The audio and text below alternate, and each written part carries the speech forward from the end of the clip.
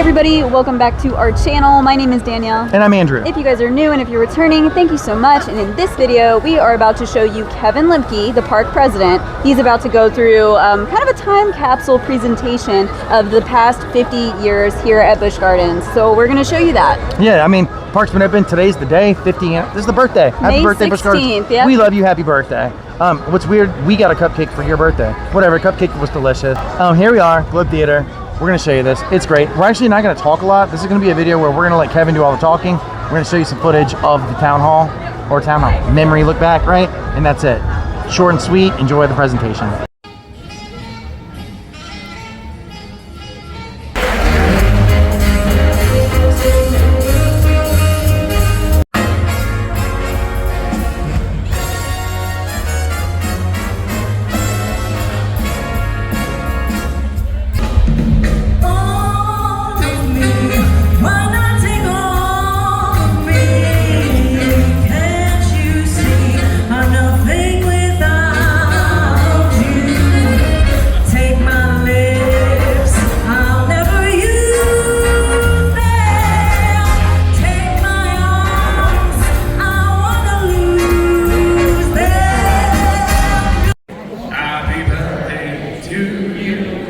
Happy birthday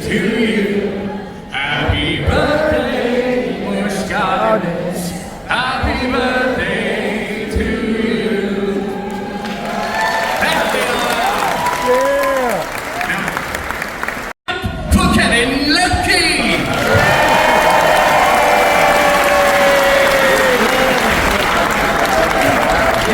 Hey, good evening.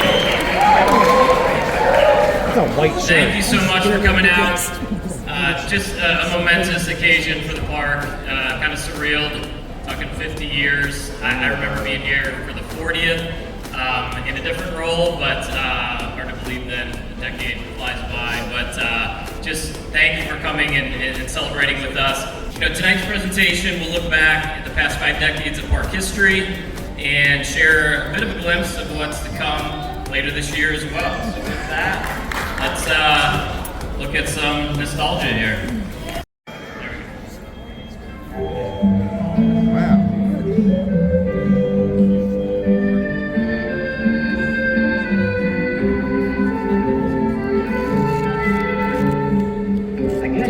Everybody at one time or another dreams of a trip to Europe, but just how many of us can afford it?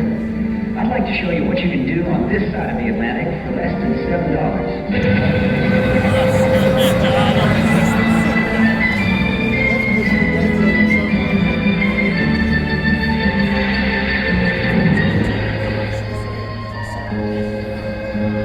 This is the old country, now being built by Busch Gardens in Williamsburg, Virginia, near Washington, D.C.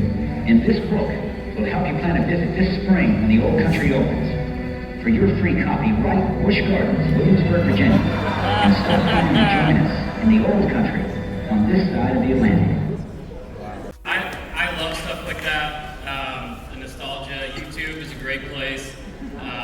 Just Google Busch Gardens, Williamsburg history, all sorts of stuff like that. But great way to start off the evening.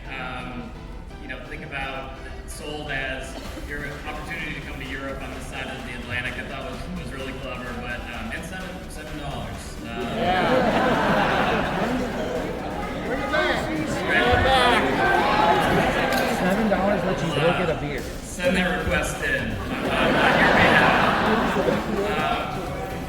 But wanted to just dive into the park's opening. Wanted to share how the park, you know, really came to be.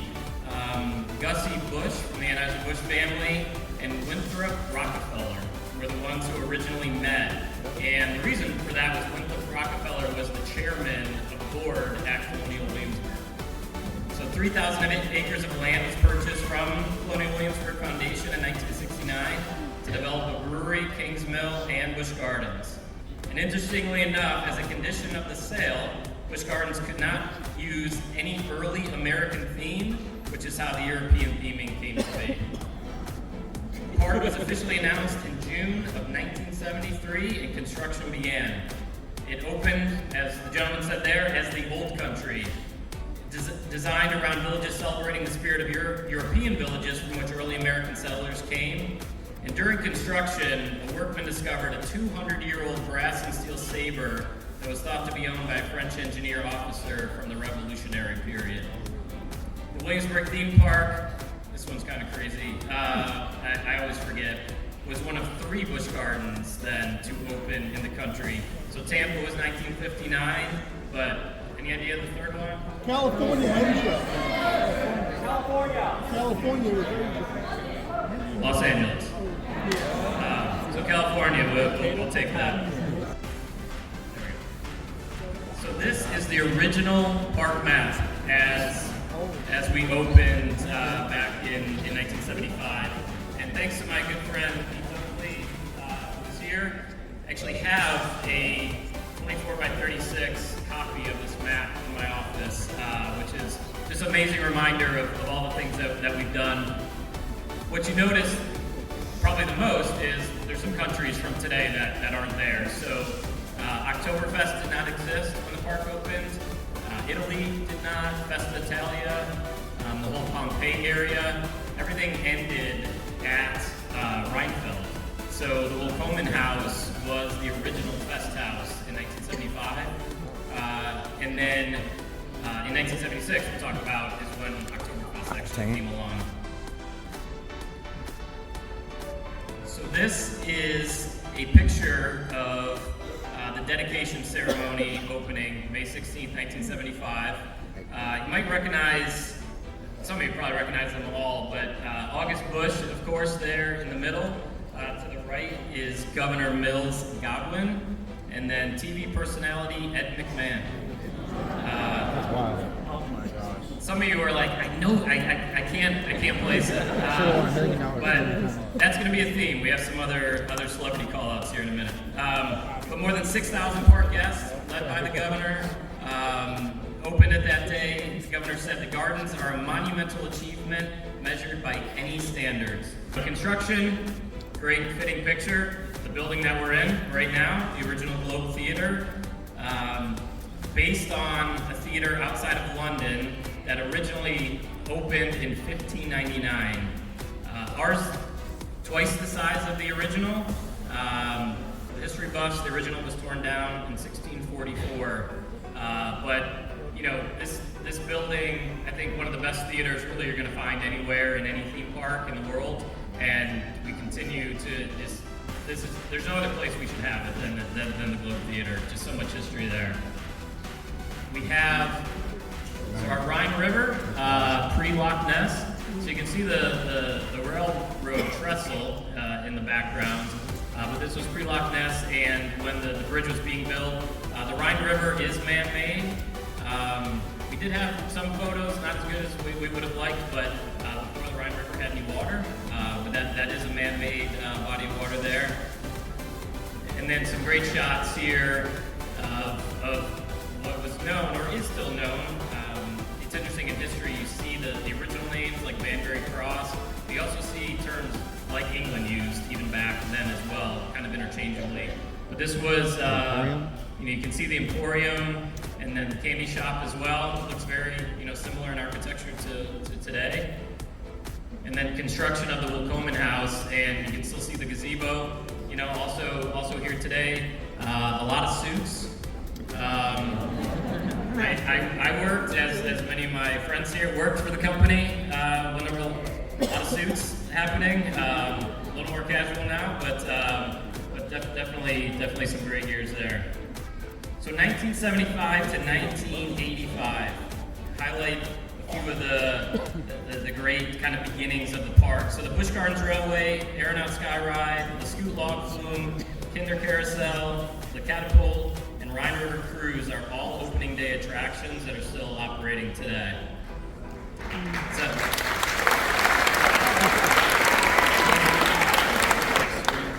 one quick self-indulgent fact. The carousel was manufactured at a place 5 minutes from my childhood home. So that's my history. Shout out to Tonawanda, New York, for anyone who's out there. North Tonawanda, technically. Still making carousels today. You can see Le Mans there. Easily one of the most popular attractions we've ever had. I still get asked about that ride, or not asked, but people mention it. Over 25 million races were run on Le Mans Raceway. 49 recreated antique cars that were modeled after a 1913 Stutz Bearcat and molded fiberglass bodies that were built on steel frames out in California. Traveled over nearly 10 million miles in the 31 years before the raceway was closed in 2006. We talked about 1976 Oktoberfest in the Fest House. Quick fact that I learned, Oktoberfest, the celebration, started with the wedding of King Ludwig in 1810. So great tie-in to our castle originally, and then of course still with our coaster.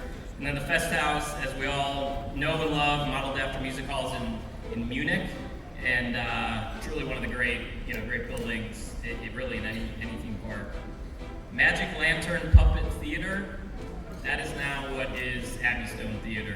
So opened with shows as Once Upon a Dragon with over 50 puppets, with the master puppeteer when the park first opened. And actually that debuted in '76, but again now Abbey Stone Theater. 1978 debut of Loch Ness Monster, of course a fan favorite that we brought back and refreshed last year.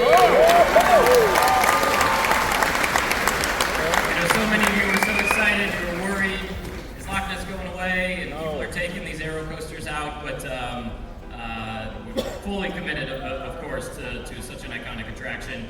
And American Coaster Enthusiasts hosted their first Coaster Con in 1978 here at the park, and they're actually back here this weekend for their annual convention. So welcome.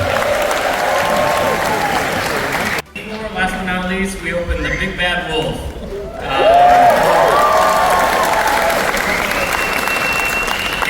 Interesting history there.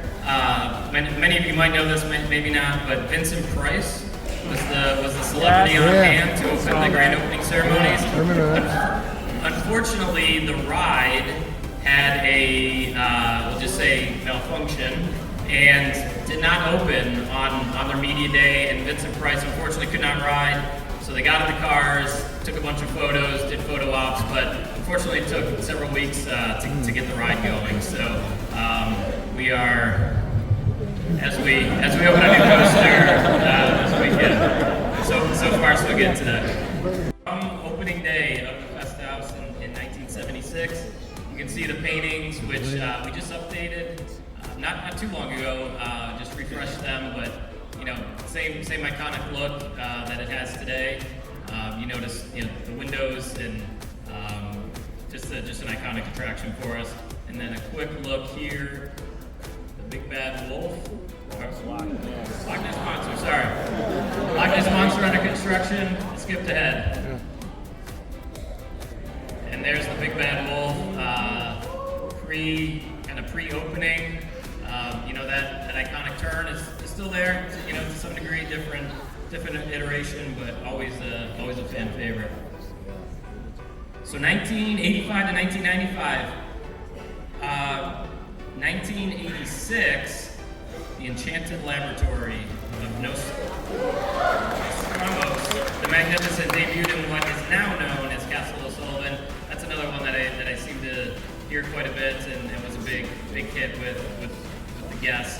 1987, we expanded with the addition of Festa Italia. So rides such as Gladiator's Gauntlet, Turkish Delight, and Sea Dragon were among the popular attractions. So Sea Dragon, again, Gladiator's Gauntlet, obviously not here anymore, replaced with trade winds and other rides, but Festa, amazing addition to the park, and then 1988 Roman Rapids. Quest Store.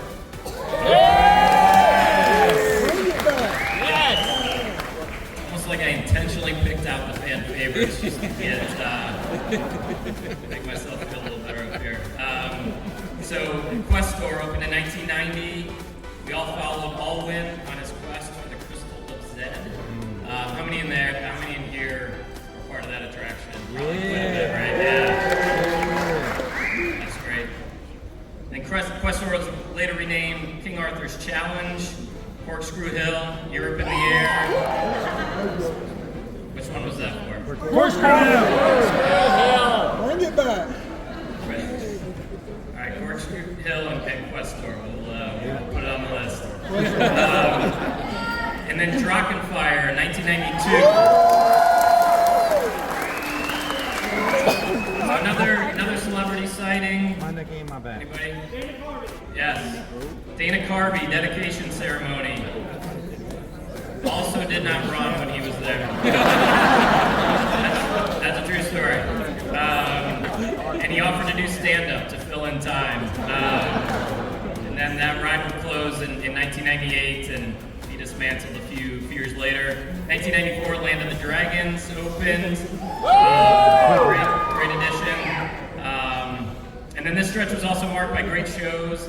If you remember the Canadian Palladium, which is where the Catapult resides right now. So great shows like Good Time Country, Good Time Jamboree, Distressed in the West, James River Jamboree, but a great live music venue. A couple of quick photos here. Roman Rapids as it existed when it opened. No cover on the bridge. I guess it was cooler back then, maybe. And then a great, somewhat undated photo. We all sat around the office, and based on, the tube socks and some of the things, we're able to get it within, we think, a couple years. We thought that squarely in the 85 to 95 range here. And then 95 to 2005, this, to me, when I look back at the history, this is where the park really kind of exploded. Got into our B&M coasters, some busy years, Escape from Pompeii in 95, Wild Izzy, which was that Wild Izzy. Which was eventually shipped to Tampa, and then actually even shipped, I think, somewhere else after that, so that ride has had a long life. Alpengeist 1997, and Apollo's Chariot.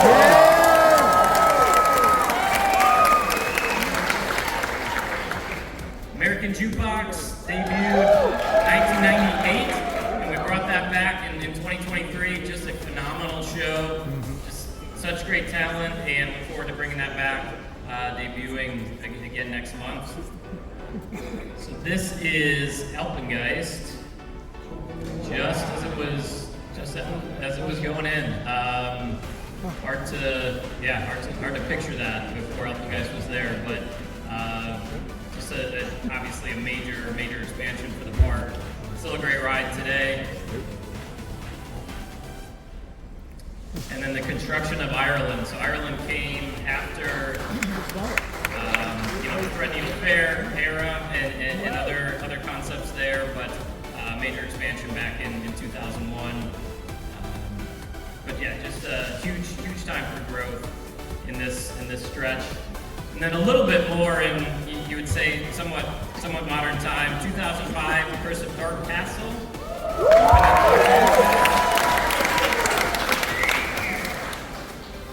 And then we added 3 thrill rides during this time. So Griffin, 2007. Mock Tower in 2011.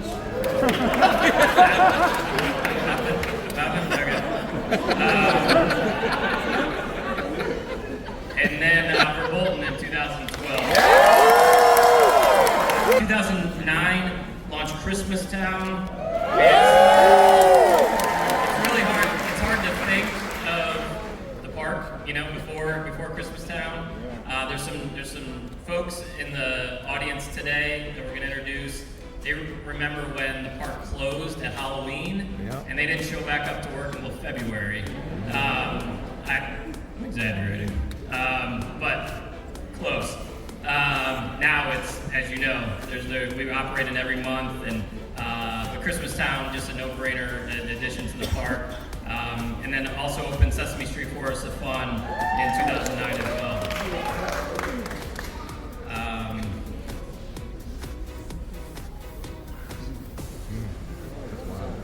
There's Griffin going in. Bittersweet, I know, for some folks. It was on the Le Mans site, but Griffin, no doubt, a fantastic addition. And then another thing that I do be remiss to say, during this time, Celtic Fire premiered on the Abbey Stone stage.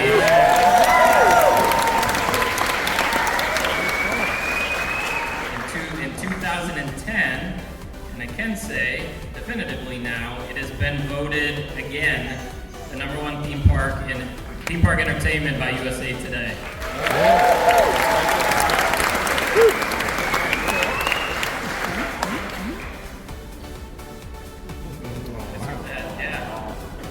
There's the ribbon cutting ceremony for Sesame back in 2009. A great addition to the park. Now, kind of really modern times.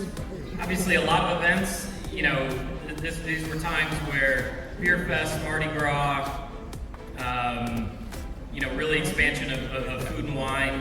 You know, in the last decade, we have added Tempesto, Invader, Finnegan's Flyer, Pantheon, Art Coaster, relaunched Loch Ness, and now, of course, Big Bad Wolf's The Wolf's Revenge.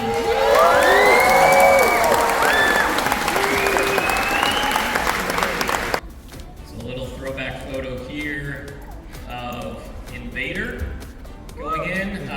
Just a great ride. You know, it was 46-inch height requirement, filled a little bit of that gap after the Big Bad Wolf had left. But now, awesome to see that the new Big Bad Wolf 42 inches again, so it just expands it to, you know, a whole new audience. And a quick shot, Finnegan's Flyer going in. This was, you know, 2019, and you know, it hasn't all been coasters. For the folks who remind me often, it hasn't all been coasters, but darn close. But such an amazing history. Our team is so proud to be, you know, the stewards of this treasured attraction. So we can officially say that for the 35th straight year, we've been named the world's most beautiful theme park.